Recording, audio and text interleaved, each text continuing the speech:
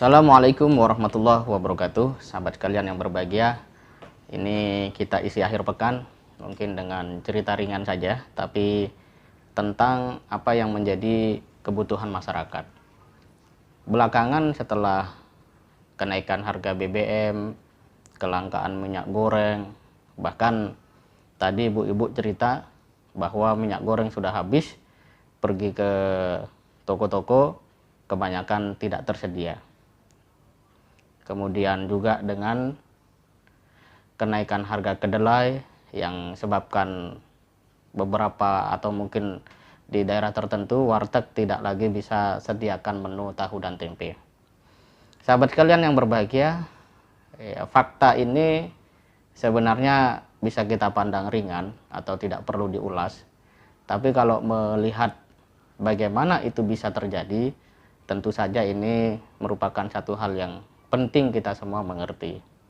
Bukan sekedar dalam konteks untuk mengkritik, ya, tetapi juga dalam rangka membangun kesadaran kita sendiri, sehingga suatu saat ketika tiba masa kita menentukan pemimpin di masa yang akan datang lewat prosedur pemilu dalam demokrasi, kita bisa memilih orang yang tepat. Seperti yang hari ini juga dialami oleh Ukraina, ternyata Presiden Volodymyr Zelensky itu adalah mantan komedian atau dagelan. Sehingga ketika dia menghadapi serangan militer Ukraina dari Vladimir Putin, jelas dia tidak memadai untuk merespon serangan itu dengan secara tepat. Dengan kata lain, posisi pemimpin dalam konteks apapun yang terjadi pada sebuah bangsa dan negara dan menyebabkan rakyatnya hidup di dalam kesulitan, itu sangat strategis. Oleh karena itu penting bagi kita untuk mempelajari bahwa masalah ini bukan sekedar sesuatu yang disebabkan oleh kelalaian, entah itu sistem tata kelola pemerintahan, tetapi lebih jauh adalah kepekaan dan tanggung jawab kepemimpinan. Dari sini kita bisa belajar bahwa ternyata soal pemimpin itu bukan soal biasa. Dia tidak sekedar penting bagi narasi-narasi besar bangsa, tapi juga untuk menjaga stabilitas harga. Sebab kalau harga komoditi itu tidak stabil, maka masyarakat akan mengalami kesulitan karena ada kenaikan harga, sedangkan pemerintah di dalam penjelasannya, terutama soal daging ini, itu tidak pernah melakukan sebuah proses evaluasi. Jadi logika yang dibangun oleh Kemendak dalam hal ini, seperti yang sudah saya tuliskan di masimamnawawi.com, itu mengambil logika bahwa kenaikan harga daging sapi ini dikarenakan kenaikan harga daging sapi di Australia, harga jual sapi di Australia. Jadi pemerintah tidak pernah mengalami sebuah katakanlah kekeliruan dan tidak perlu melakukan apapun karena itu akibat Australia naik maka harga daging sapi naik. Nah, jadi ini kan sebuah penjelasan yang sebenarnya ya masyarakat tidak butuh yang seperti itu. Nah, yang menarik adalah apa yang menjadi dampak dari kenaikan harga daging sapi. Pertama, para pedagang daging sapi sendiri itu sudah melakukan sebuah upaya untuk mengingatkan dan mendorong atau meminta pemerintah segera bertindak. Dikabarkan bahwa tanggal 28 besok sampai tanggal 4 Maret 2022 itu beberapa pedagang sapi yang jumlahnya ratusan di sebuah pasar di Banten itu akan mogok jualan. Kenapa?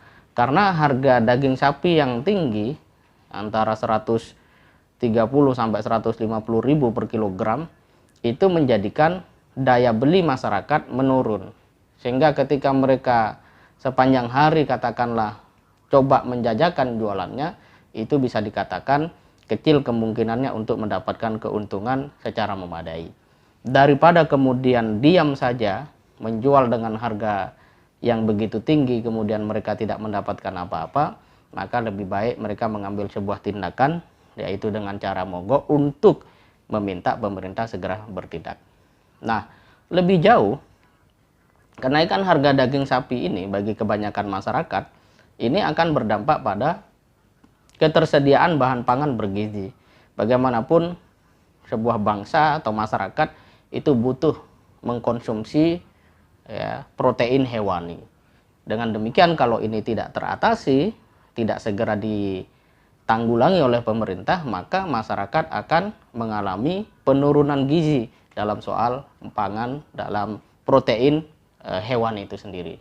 Dengan demikian maka sebenarnya kenaikan harga daging sapi ini tidak sebatas merugikan pedagang satu sisi, tetapi juga menyebabkan potensi turunnya konsumsi protein hewani yang itu berdampak pada kesehatan atau pemenuhan gizi masyarakat. Nah, yang menjadi masalah adalah secara faktual kondisi kenaikan harga daging sapi itu sebenarnya masalah yang berulang. Artinya pemerintah punya pengalaman-pengalaman masa lalu. Pertanyaannya, mengapa tidak menjadi sebuah pelajaran? Dan mengapa hari ini di tahun 2022 kenaikan harga daging sapi kembali terjadi? Ya, faktanya banyak lagi. Ya, mulai dari ketersediaan sapi di dalam negeri yang sangat sedikit sementara konsumsi daging semakin tinggi, dan pada akhirnya seperti yang dulu-dulu terjadi, situasi begini selalu distabilkan dengan kebijakan impor daging sapi. Nah, kalau sudah bilang impor, nah ini tadi ya ada nuansa-nuansa politis, nuansa-nuansa bisnis yang kemudian pasar mungkin teratasi, tapi itu hanya sementara. Tahun depan kalau melihat pada record selama ini, di mana ini masalah berulang, itu bisa terjadi lagi.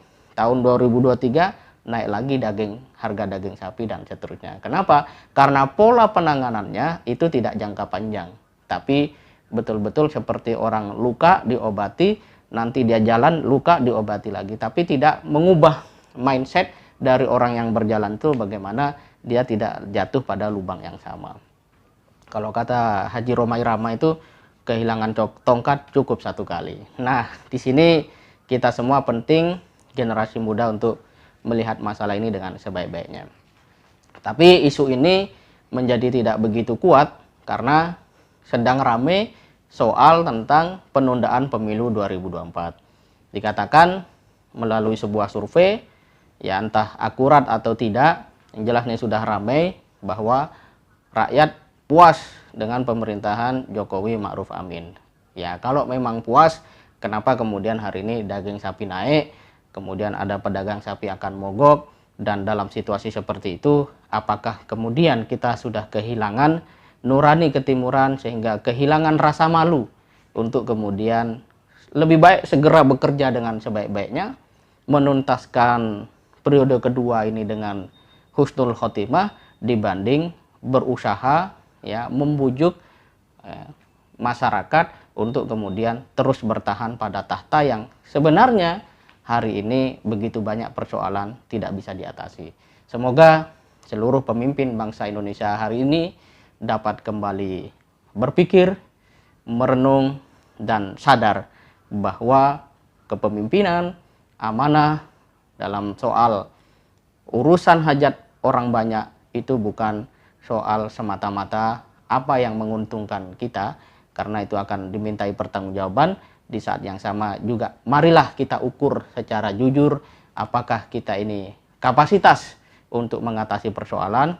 Jika tidak, mari bersama-sama kita atasi secara sinergis.